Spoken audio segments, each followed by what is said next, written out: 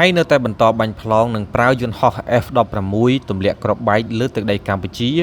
ខណៈសង្គ្រាមលើកទី2រវាងកម្ពុជានិងថៃបានឈានដល់រយៈពេល14ថ្ងៃហើយគិតមកត្រឹមថ្ងៃទី20ធ្នូឆ្នាំ2025សង្គ្រាមខ្មែរនិងថៃជាលើកទី2បានឈានចូលដល់ថ្ងៃទី14ហើយគណៈយោធាឈ្លានពានថៃបានបន្តបាញ់ប្លង់ចូលមកបូរណភាពទឹកដីកម្ពុជានៅតាមបណ្ដាភូមិសាស្ត្រដូចជានៅខេត្តពោធិ៍សាត់កោះកុងសៀមរាបឧត្តរមានជ័យនិងខេត្តព្រះវិហារជាដើមចំពោះស្ថានភាពវិវត្តថ្មីកាលពីយប់ថ្ងៃទី19ធ្នូយោធាថៃបានបាញ់កាំភ្លើងធំចេញពីនាវាចម្បាំងរបស់ខ្លួនធ្លាក់ចូលទៅក្នុងទឹកប្រមាណ10ទៅ20គ្រាប់នៅភូមិសាស្ត្រក្រោយសន្តាគារជាប់នឹងច្រកព្រំដែនចាមយាមក្នុងស្រុកមណ្ឌលសីមាខេត្តកោះកុងនិងនៅវេលាម៉ោង 10:58 នាទីយប់ថ្ងៃទី19ធ្នូដដែលកងទ័ពអាកាសរបស់ថៃបានបន្តប្រើប្រាស់យន្តហោះចម្បាំង F-16 ទម្លាក់គ្រាប់បែកផ្ដាច់ស្ពានអូជីកស្ថិតនៅក្នុងភូមិសាស្ត្ររវាងស្រុកចុងកាល់ខេត្តឧត្តរមានជ័យនិងព្រំប្រទល់ស្រុកស្រីស្នំខេត្តសៀមរាបនៅម៉ោងបន្ទាប់ទៀតថៃបានបន្តបាញ់ប្លង់ទៅលើប្រាសាទព្រះវិហាររបស់ខ្មែរនិងបន្តបាញ់ប្លង់ដាក់ភូមិជោគជ័យភូមិព្រៃច័ន្ទភូមិសាស្ត្របឹងត្រកួនហើយថៃក៏បានប្រើប្រាស់រថក្រោះបាញ់បំបុកភូមិសាស្ត្រអូភ្លុកដំរីថែមទៀតបើគិតត្រឹមម៉ោង 6 ល្ងាចថ្ងៃទី19ធ្នូយោធាថៃបានវាយប្រហារលើកម្ពុជា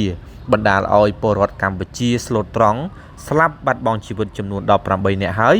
នៅក្នុងនោះក៏មានទាំងទារកម្នាក់ផងដែរនិងបានបណ្ដាលឲ្យមនុស្ស79នាក់រងរបួសធ្ងន់និងស្រាលជាការកត់សម្គាល់ការវាយប្រហាររបស់ថៃភាគច្រើនវាយប្រហារទៅលើទីតាំងជនស៊ីវិលដែលជាអំពើអមនុស្សធម៌បំផុតយ៉ាងណាមិញនៅវេលាម៉ោង 11:0 នាទីដល់ម៉ោង 11:16 នាទីថ្ងៃទី20ខែធ្នូយោធាថៃបានប្រើប្រាស់យន្តហោះចម្បាំង F-16 របស់ខ្លួនទម្លាក់គ្រាប់បែកចំនួន2គ្រាប់ទៀតដោយកំទេចសាលាបឋមសិក្សាស្ថិតនៅក្នុងស្រុកវាលវែងខេត្តពោធិ៍សាត់ជំនួបព្រំដែនរវាងកម្ពុជានិងថៃនៅតែមិនទាន់អាចស្វែងរកពន្លឺសន្តិភាពឃើញនៅឡើយទេក្រោយពីកិច្ចព្រមព្រៀងសន្តិភាពរវាងប្រទេសទាំងពីរដែលត្រូវបានធ្វើឡើងនៅក្នុងទីក្រុងកូឡាឡាំពួរប្រទេសម៉ាឡេស៊ីត្រូវបានថៃហែកចោលដោយមិនញញើតដៃជាការកត់សម្គាល់កិច្ចព្រមព្រៀងនាគ្រានោះម៉ាឡេស៊ីដែលជាប្រធានអាស៊ានបដូវវេនបានធ្វើជាអ្នកសម្របសម្រួលនិងថែមទាំងមានវត្តមានមេដឹកនាំអាមេរិកគឺលោក Donald Trump ធ្វើជាសាក្សីរស់នៅក្នុងការចុះហត្ថលេខាលើកិច្ចព្រមព្រៀងសន្តិភាពនេះថែមទៀតក៏ដោយក៏ប៉ុន្តែប្រទេសឈ្លានពានថៃនៅតែមិនព្រមអនុវត្តឡើយ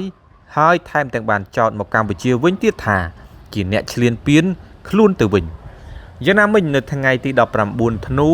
ចិនដែលជាមហាអំណាចបានចូលខ្លួនមកសម្របសម្រួលវិវាទដ៏ក្តៅគគុករវាងកម្ពុជានិងថៃម្ដងដោយចិនបានបញ្ជូនប្រិយសិទ្ធិពិសេសរបស់ខ្លួនឲ្យមកពិភាក្សានៅរាជធានីភ្នំពេញដោយប្រិយសិទ្ធិចិននោះគឺមានឈ្មោះតេងស៊ីយុនដែលលោកគឺជាប្រិយសិទ្ធិពិសេសទទួលបន្ទុកកិច្ចការអាស៊ីបានចូលជួបសម្ដែងការគូសមជាមួយនឹងសម្ដេចហ៊ុនម៉ាណែតនាយករដ្ឋមន្ត្រីកម្ពុជាហើយក៏បានជួបពិភាក្សាដោយផ្ទាល់ជាមួយនឹងលោកប្រាក់សុខុនរដ្ឋមន្ត្រីការបរទេសកម្ពុជា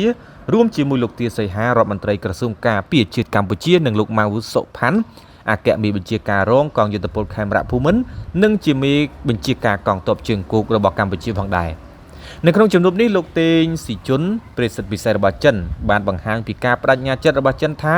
ចិននឹងបន្តដើរតួនាទីក្នុងការសម្របសម្រួលការសន្ទនារវាងកម្ពុជានិងថៃក្នុងគោលបំណងលើកកម្ពស់ការដោះស្រាយជម្លោះព្រំដែននេះដោយសន្តិវិធីវិញជាពិសេសលោកសង្កត់ធ្ងន់ថាក្នុងនាមជាមិត្តរបស់កម្ពុជាផងនិងថៃផងនោះប្រទេសចិនត្រៀមខ្លួនចូលរួមចំណែកក្នុងកិច្ចខិតខំប្រឹងប្រែងទាំងអស់ដែលមានគោលបំណងសម្រេចបាននៅបទឈប់បាញ់ដោយគ្មានបង្អែបង្អង់និងការវិលត្រឡប់ទៅរកការកសាងទំនុកចិត្តរវាងគ្នានឹងគ្នារវាងកម្ពុជានិងថៃផងដែរពោលគឺរវាងកម្ពុជានិងថៃជាមួយគ្នា